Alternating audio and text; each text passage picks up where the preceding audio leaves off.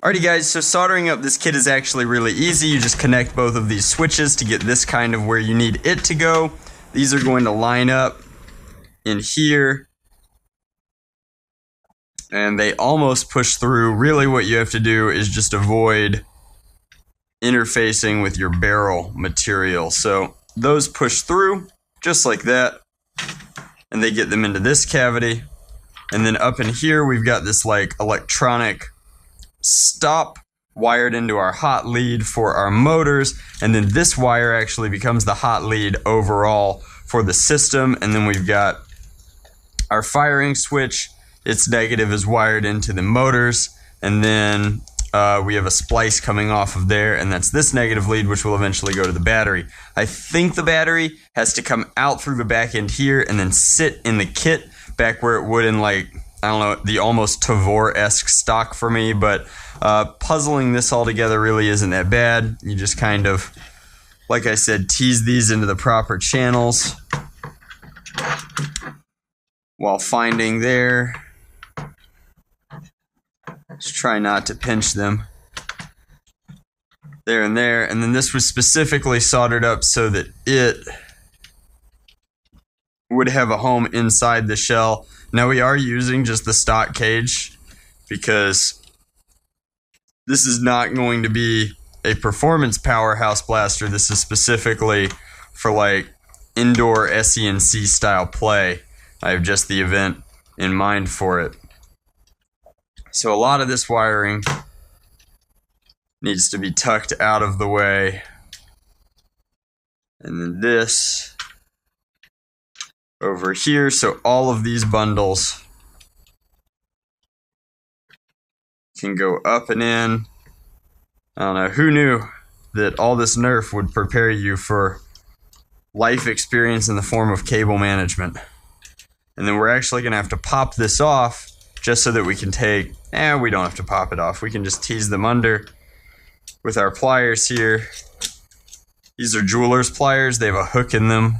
Just food for thought. Very useful for Nerf applications. Never knew how useful they would be for Nerf applications until I got them, but come in here, create a channel. Snip. Snip. Again. Those hooked pliers, man. These can come down and in and through. And there we go. So these are ready to escape. All of these are tucked pretty well out of the way.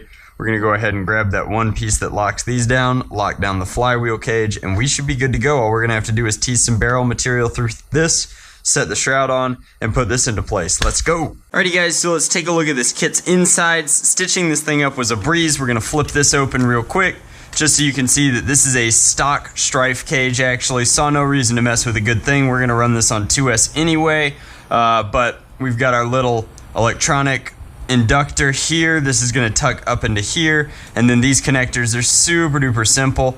You just kind of find slots for them to move through this shell so that they're not in the way of the barrel material as you push it through here. Then this will flip down and cover those up. Now the only thing that I do need to point out is that a couple of these things are going to have to go back through because we are going to be using this as our hot end and this as our cold end for our electronics. So these are going to flip up and through past this. All of these leads wired into the right places. So we use the anion here for the motors actually as a kind of point where not only does the negative for this splice in, but also the battery's negative splices in. And then everything else was pretty simple. You wire the bit with the inductor directly into the motor's cat there, and then these guys just come off directly, and it's going to be your one remaining Chinaland wire, and then the motor wire of your choice. I like to use this threaded 18 gauge silicon wire. So we're going to take these, we're going to push them back through kind of as a unit, because these are eventually going to wire into our battery. Let's see if we can get them through successfully. That would be amazing. I think that they're going to pull right through. And the reason that we're doing this way is because unlike the Swordfish, which is the original Bullpup Rapid Strike kit, or Bullpup Stryfe kit, which you can see over there on the wall. Yo, Jake, what's up? The battery placement in this kit is much better suited up to the foregrip as opposed to the stock, where there really isn't room for much of anything, nor an easy way to access it. So, here we go. Here we go. Satellite radio. It's kinda... The trick here is to find a way to get this in place without pinching everything in the Stryfe's kind of dental area there. Dental area because it's got the teeth. That seems pretty good. Not perfect, but pretty good. And then I'm going to push all of those wires in. Make sure that they don't interface with our magazine area. Grab all 3 of these that have to go over to the full auto kit. And again, like, we're not even fooling with this area. This is a residual wire. This is just in here right now. It means nothing to us. And then we'll try and find some screws that we can use to lock this down. So we'll just lock our motor cage in real quick with one of these. Now, with this many wires, you want to make sure that they find an out-of-the-way place. So there's that and that and that and that.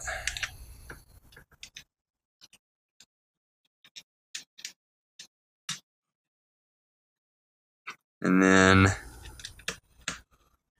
again, this does not have to be perfect. We're just making sure that it never impacts the pusher and never impacts the motor, or the magazine area. So all of that looks good. We still have our magazine release here. I'm pretty sure that we're still going to access that magazine release that way. We might even change this out. We recently designed our own in-house mag release, and since we're reaching up into this chamber to grab it, I think that we're going to pop this off and use our special blend of magazine release. But other than that, all we got to do is slap the body onto this and it should be good to go. Alrighty guys, so we had to bring it up and show it to you. This is our Tavor mod, and it's slick.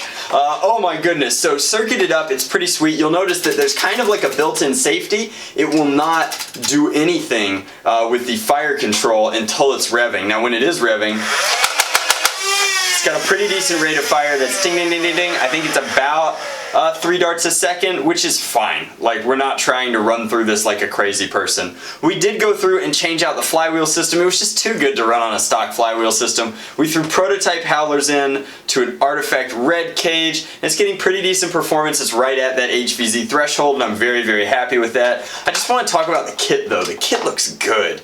Like, the combination of all of these recessed bits that hold everything together, this entire front area and the back area are pretty solid. This little quick disconnect back here for a bandolier makes this awesome for CQB play. Like, it's a Tavor, so it's designed for CQB play, but the fact that you can go from here and sling, and then if you wanted to get out in front of it, you could disconnect with this is pretty neat. So that's actually rock solid, even though it's set into 3D printed plastic, because it's mechanically fastened through the whole system with that little nut. Now, the rest of the kit is actually really, really fascinating. How it holds together is these almost AR-15-esque pins. So I've got this one popped out just a little bit because I don't actually have 5.56 rounds, but you can see that when it's fully pressed in, it's so ridiculously flush there. It's actually really clean, really crisp, and what they do is they just come out like so, and then once they've been removed, you can see that this is our entire battery area. We've got one of our 0.95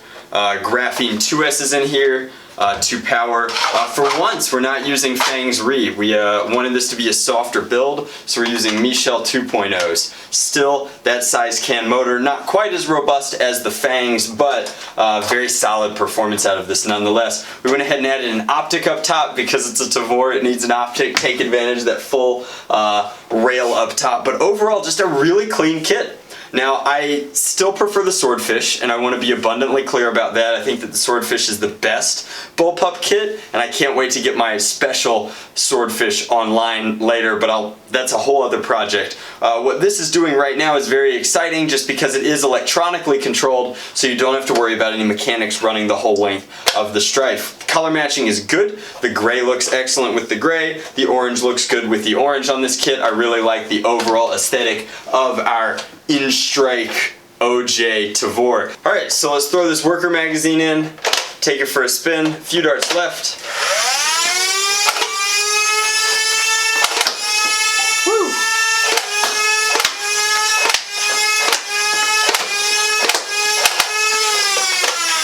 Solid. Some of these darts, this is not really liking as a setup. I'm not entirely sure how I feel about this concavity of flywheel with the howlers and the artifact red cage. I think it needs a little bit more crush like the Nick setup, but woo, it is dead accurate now, which is pretty cool. So I'm very happy with this kit. I think aesthetically it's a very interesting choice. I think the combination of full auto almost intrinsically in the kit is really, really exciting. It definitely makes it feel like it's some sort of CQB full rifle. Like it's super cool.